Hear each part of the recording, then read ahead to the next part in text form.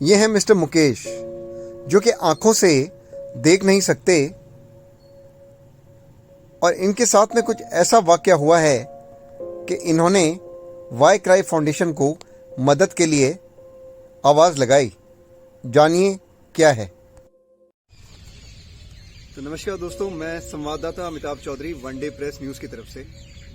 आज मेरे साथ हैं मुकेश जी, जो कि किशन विहार बुद्ध विहार के रहने वाले हैं और ब्लाइंड हैं। इनके साथ बहुत ही बुरा हुआ है। क्या हुआ है जानेंगे इन्हीं की जुबानी। 2005 में 2004 में जब इनकी अचानक से आंखों की रोशनी चली गई, तो आइए जानते हैं मुकेश जी की जुबानी कि इनके साथ में क्या हुआ। मुकेश जी बताइए, क्या रहा आपके साथ, क्या हुआ? सर, मैं एक मिडिल क्लास जोर के लड़का हूँ। हाँ जी। और सर, मेरे 2004 में मुझे बुखार और सिर में दर्द हुआ था। अच्छा। मैंने सब जगह से इलाज कराया जी। लेकिन सब हॉस्पिटल वाले मुझे इधर उधर रेफर करते रहे। लास्ट में मुझे पंथ में रेफर कर दिया गया। पंथ में? अच्छा। वहाँ उन्होंने बताया कि माइंड में पानी भरा हुआ है, तो दिमाग में पानी भरा हुआ है? दिमाग में पानी भरा हुआ है। अच्छा। तो उसका ऑपरेशन करना पड़ेगा। अच्छा। मैं ऑपरेशन से पहले ही बेहोशी की हालत में था। अच्छा। जब उन्होंने ऑपरेशन किया तो मुझे 2.5-3 महीने तक कोमा में चला गया। मुझे होश नहीं आया। 2.5-3 महीने तक? हाँ जी। ओके। जब होश आया मुझे 2005 में जनवरी में, जब मुझे होश आया तो मुझे कुछ दिखाई नहीं दिया। सारा अंधेरा अंधेरा ही रहा। अच्छा। उसके बाद मैंने डॉक्टरों पर सूचना करी, तो वहाँ से डॉक्टर आए। उन्होंने मुझे गुरु नानक के लिए रेफर कर दिया। अच्छा। वहाँ आंखों को दिखाया तो वहाँ डॉक्टर कहते हैं कि आंखों की जो रोशनी देने वाली नसें हैं वो ब्लॉक हो चुकी हैं। रोशनी देने वाली जो नसें हैं? अच्छा, वो ब्लॉक हो चुकी हैं। अच्छा।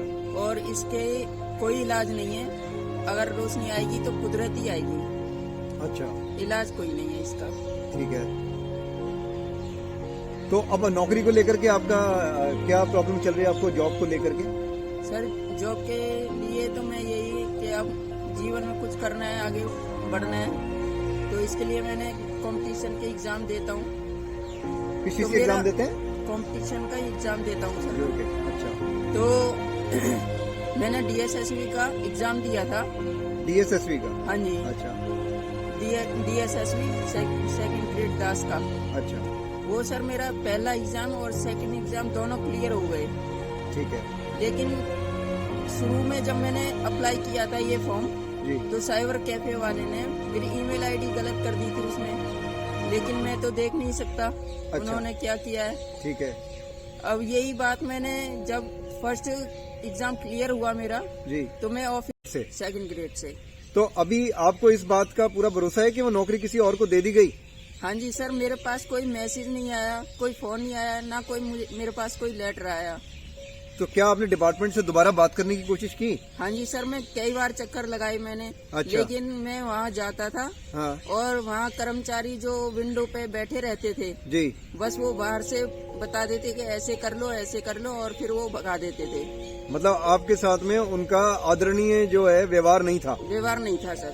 मतलब आपको धक्के मार के भगा देते हैं वहाँ? हाँ जी। हाँ जी। तो मतलब आपके साथ ये धोखा हुआ है एक तरीके से? हाँ जी। हाँ जी। तो अब आप क्या कहना चाहते हैं, क्या विनती है, मतलब आपकी क्या संदेश है अब? सर, मैं बस यही चाहता हूँ कि सर, मैं पैरों पे खड़ा होना चाहता हूँ और इसके लिए मैं कोशिश कर रहा हूँ अपनी जॉब के लिए। सर, मुझे ये नौकरी मिले। अच्छा। और मुझे पैरों पे खड़ा होने का मौका दे। अच्छा। तो कौन सा डिपार्टमेंट बताया आपने? DSSB the second grade. DSSB the second grade एक डिपार्टमेंट है दोस्तों, जिन्होंने इनके साथ में धोखा किया और इनके हिस्से की जो नौकरी है ये बेचारे देख नहीं सकते। सबसे पहला अधिकार इन्हीं का बनता है। अगर आप रूल्स के अकॉर्डिंग भी जाएं, वो किसी और को दे दी। और इनके सीधे आरोप हैं डिपार्टमेंट के ऊपर कि ये जब भी जाते हैं वहां पर तो इनके साथ में आदरणीय व्यवहार नहीं होता और इनको धक्के मार के वहां से भगा दिया जाता है। यही बात है। मिलने भी नहीं देते, चेयरमैन से भी नहीं मिलने देते। तो चेयरमैन से भी इनको जो है मिलने नहीं दिया जाता। मैं यही कहना चाहता हूँ सर, मैं अब थक चुका हूँ, अब मुझे बस अपनी ज्वाइनिंग चाहिए सर। फिलहाल आपके पास रोजगार के लिए क्या क्या जरिया है? सर हमारे पास रोजगार के लिए कुछ नहीं, साधन नहीं है सर अभी। तो आप अपनी जो जीवन शैली है कैसे चलाते हैं? सर ये तो बस ऐसे ही है, घर वालों पे निर्भर रहना पड़ता है। अच्छा। और हम कुछ कर नहीं सकते।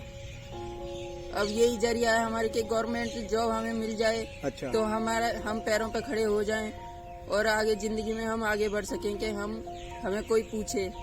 तो दोस्तों, जिस नौकरी का अधिकार मुकेश भाई थे, वो नौकरी डिपार्टमेंट ने किसी और को दे दी। और क्रूरता की हद है ये। एक ब्लाइंड आदमी जो देख नहीं सकता, चलने के लिए भी उसे हर तरीके से परेशानी है, और जिनके अधिकार का जो नौकरी थी वो किसी और को दे दी गई। मैं इस डिपार्टमेंट के खिलाफ अपने न्यूज चैनल के माध्यम से सख्त से सख्त कार्रवाई की मांग करूंगा, और जल्द ही हम इनकी कंप्लेंट पुलिस को भी देंगे।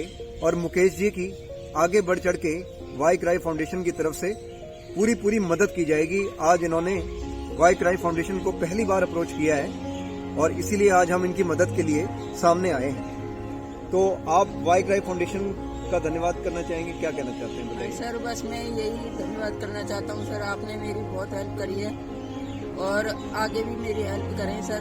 ये सारा काम सिर्फ कोरोना के चक्कर में काम खराब हो गया, कि जिसकी वजह से मुझे रोजगार नहीं मिला। और सर मैं बस यही चाहता हूँ कि मुझे अच्छा रोजगार मिल जाए कि मैं पैरों पर खड़ा हो सकूँ।